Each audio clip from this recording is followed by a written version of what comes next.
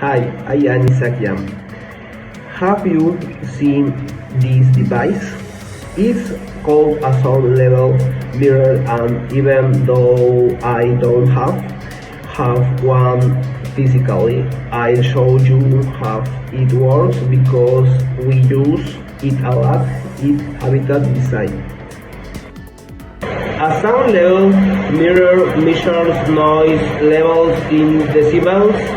With it, we can tell if a space is healthy or if the noise is out of control.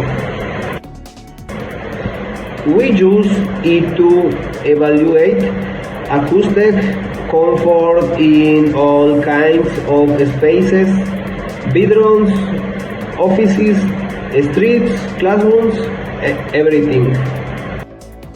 This is how it works.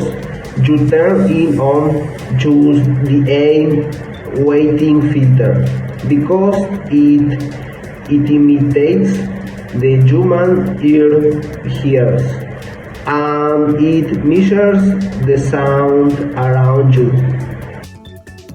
In a quiet space, the values stay low, but near traffic, the decibels shoot up.